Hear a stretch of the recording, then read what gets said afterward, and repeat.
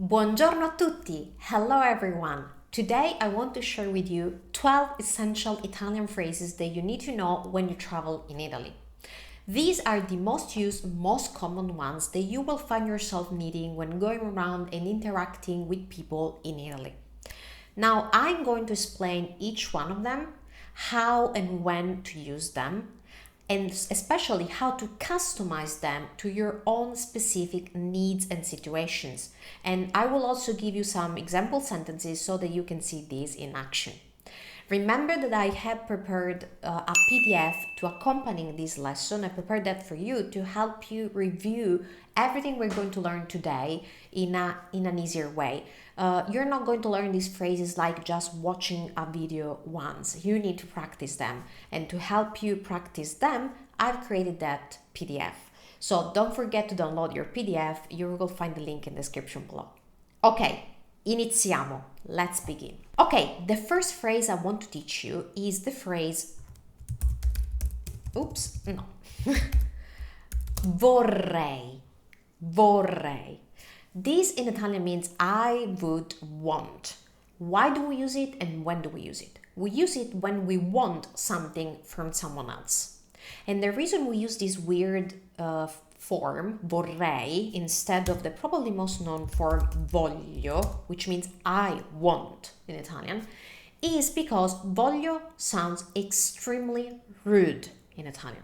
Keep this in mind, pay attention to this. Voglio means I want, and it's considered extremely rude if you use that to tell someone what you want from them. So never ever use voglio when telling someone you want something from them. So for example, when you're at a bar and you want to say, I want a coffee, never ever use voglio. That's considered very, absolutely not polite. So don't use voglio when you're traveling and asking for something. Use vorrei instead.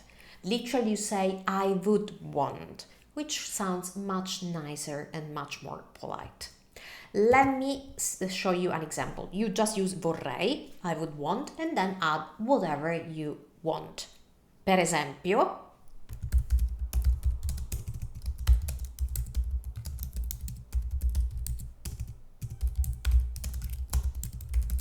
vorrei un caffè decaffeinato, per favore. I want a decaf coffee, please. But technically you're not saying I want, voglio, but you're saying vorrei, I would want a decaf coffee, please. Va bene? Never ever use voglio in Italian when asking something to someone else. Now, as I always say in, I would say most of my videos, there's never one way only of saying something in Italian, as in any language. There's always multiple ways of expressing yourself. So don't get fixated with one, and if one is harder for you, just pick another one. So I know that vorrei can be hard for some students because of its pronunciation. It's the R, the Italian R, and it's a double R, vorrei. So if this is too hard for you, you have alternatives, and I'm going to show you them. Okay, the first alternative I want to show you, and keep in mind, this is a very organic alternative. So this is how we say, what we use all the time is posso avere, posso avere. So this literally means, can I have, or may I have?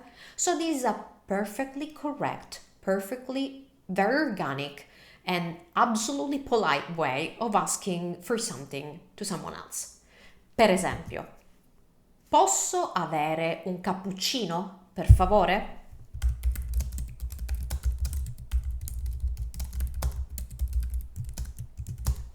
Posso avere un cappuccino, per favore? Can I have a cappuccino, please? Super simple and super effective. Remember, how can you customize this phrase? Just adding whatever you want after posso avere. Posso avere un cappuccino, posso avere un caffè, posso avere un cornetto, posso avere una pizza. You can add whatever you need, even not only food related. Where, of course, when visiting Italy, probably food is one of the main things that we look for, but you can ask this for anything else. Va bene? Perfetto. Okay, let's see a third way of actually asking for something, for example, when ordering food. Now, this is very specifically used for ordering, for example, when you are sitting at a restaurant. And I'm going to tell you, this is the one that I would use in real life if I am ordering at a restaurant. Let me give you a little bit of context.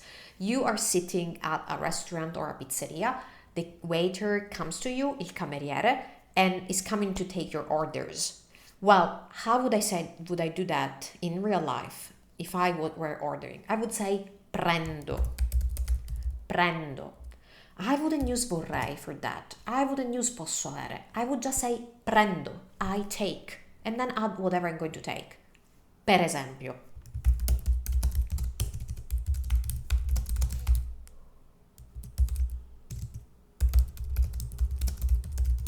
prendo un piatto di spaghetti alle vongole. I take clams, like a dish of clams spaghetti. Prendo un piatto di spaghetti alle vongole. Of course, you can say prendo whatever else you want to take. So prendo una pizza margherita, prendo, I don't know, una caprese, whatever you want to take. Prendo, and then say the item on the menu that you want to take. Prendo, or you can just say prendo questo if it's something that's very complicated. I take this. Now, do you want to go the extra mile and sound even more polite? This is not unpolite at all. But if you want to go the extra mile, just add grazie. Prendo un piatto di spaghetti alle vongole. Grazie. Perfetto. Ok, andiamo avanti. Now that we have covered how to ask for something that you want to order, that you want to take, I'm going to teach you how to say I need. Now, the way I want you to learn for saying I need is ho bisogno di. That's the phrase that I want to share with you today. Ho bisogno di. Now, technically, this means I have, ho, bisogno, need, of, di. Ho bisogno di, I have need of. So for English, to say I need something, in Italian we say I have need of something. And you need to use all three words to make these mean what you want to mean. You say ho bisogno di, and then you add whatever you need. For example, you're at a restaurant and you need a spoon to roll your spaghetti. I do that all the time. It's fine. Lo puoi fare. You can do this. So I would say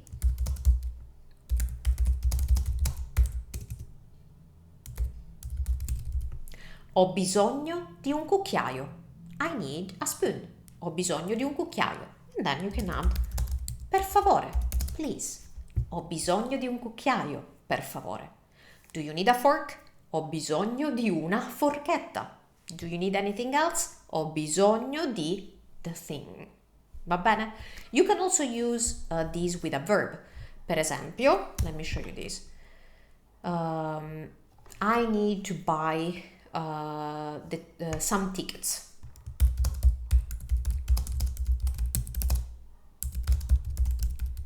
Ho bisogno di comprare dei biglietti. I need to buy some tickets. Va bene? Perfetto. Okay, now let me teach you a courtesy phrase that I always encourage my students to use. This courtesy phrase is mi scusi. Mi scusi. Now, mi scusi means excuse me, pardon me. And we should use that, and I highly encourage my students to use that whenever you are going to ask something to a stranger, because this is formal. So imagine this, you are in a street in Italy and you want to ask for directions. So you're going to stop someone who's passing by to ask them. Now, when you do this, when you stop someone to ask them a question, or you start a conversation with a stranger asking them a question, I do believe that starting with mi scusi is a good practice, because mi scusi, excuse me, shows a degree of gratefulness and appreciation of their help. You are interrupting their time with your question, that you are distracting them from whatever they're doing. So I think it's a good practice to just say mi scusi, I'm sorry, excuse me, and then proceed with your question.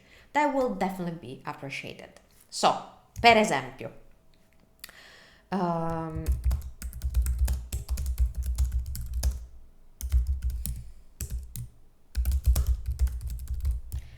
mi scusi, dove posso comprare i biglietti? Excuse me, where can I buy the tickets? Ah, così gentile, so kind, così educato, so polite. Perfetto. Now, what I recommend, what I always tell my students is, do use this at the beginning of every question that you ask a stranger in the street. And I'm going to show you some very common helpful questions right now, but I'm not going to repeat mi scusi for time's sake. So just remember, when you start a conversation with a question, add mi scusi. Va bene? Perfetto. Continuiamo. Let's continue. Okay, now as I was telling you, I'm going to share some question phrases with you. These are the most commonly needed questions when you are traveling. And again, I'm going to teach you how to use them and how you can modify them. So let's suppose you want to ask, where is?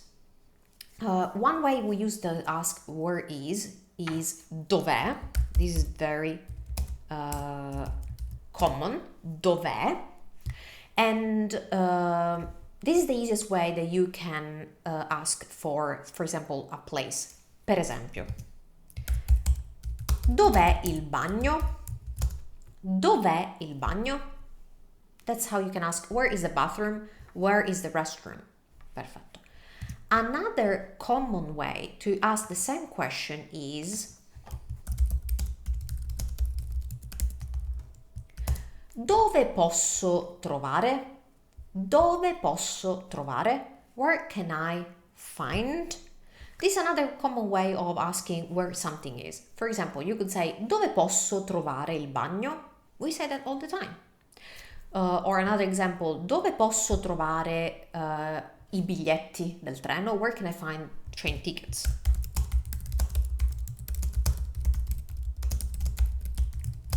Dove posso trovare i biglietti del treno? So that's how you use these two questions. Okay, another very important question to know is, how much does it cost? That in Italian is, quanto costa? So, quanto, how much, costa, does it cost? It costs. Remember, the questions in Italian are slightly different than in English. We don't have do and does. We just say how much it costs. Quanto costa? And then you add whatever you are inquiring for. Per esempio, the easiest one, if you don't know a specific word, for example, you're shopping for clothes in Italy and you want to know how much a handbag costs, and you don't remember how to say bag, you know what the easiest method is? Quanto costa questo? Perfetto. Everyone is going to understand you. So, quanto costa questo? And then point at that and you will have your answer. Otherwise, quanto costa, and then add whatever you are inquiring for. Per esempio, quanto costa questa borsa? How much does this handbag cost? Va bene? So remember, quanto costa and add the thing. Or in the worst case scenario, questo. Va bene? Perfetto. A few more questions that are very helpful to know. One of those is, at what time something happens.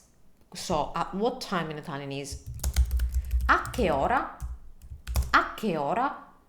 You will use this whenever you're inquiring about when something starts, when something begins, when something opens, like for example a restaurant, a museum. Per esempio, a che ora apre il museo? What time does the museum open? A che ora apre il museo? Just remember to use a. We say at what time does the museum open. Now, I think I can hear you. Valentina, ora doesn't mean time. Ora means hour. Vero, because we don't say what time is it. We say what hour is it. Now, if this is confusing, non c'è problema. No problem. I have a dedicated video on this topic, which I'm going to link in the description below. Va bene? It's all about how to say time in Italian. Ok, andiamo avanti. Let's move on. Another question that's related to time. Let's suppose you want to ask how much time does it take? Per esempio, you want to know how much time your train trip is going to take. So how much time is going to take to go from A to B. The question for that is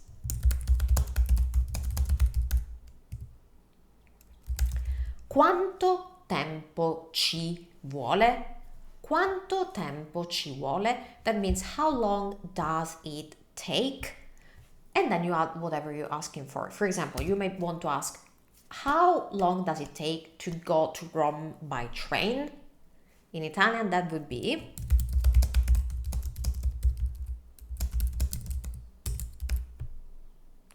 no, we need a vowel. In treno.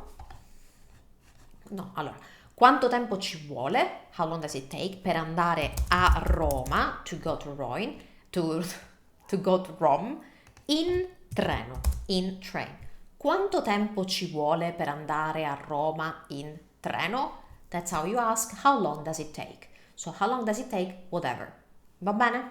Okay, I have a couple more questions for you that are especially helpful when traveling to Italy. And another one is still about time, specifically duration. If you want to ask how much does something last, you can use quanto dura? How long does it last? For example, if you want to inquire about how long the trip from a city to another in train is going to last, then you can use quanto dura. Per esempio, quanto dura il viaggio da Roma a Firenze? How long does it last, the trip from Rome to Florence? Or you could use this for a movie. Per esempio, quanto dura il film? How long does the movie last? Meaning, how much time it takes in duration. Va bene? Perfetto. Now, last but not least, l'ultima ma non meno importante, if you want to ask for a recommendation, if you want to ask for a recommendation to someone, for example, if you're shopping for clothes and you want to ask the clerk for some recommendation, or if you are at the restaurant, you're seated at the table and looking at the menu and you feel confused and you want to ask for a recommendation, how do you ask that? You can use this phrase.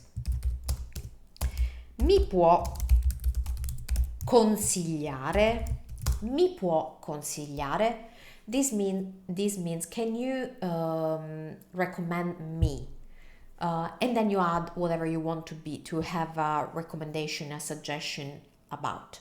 So, for example, can you recommend a wine to match to this dish?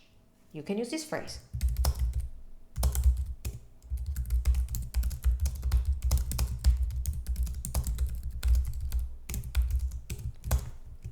No, ok.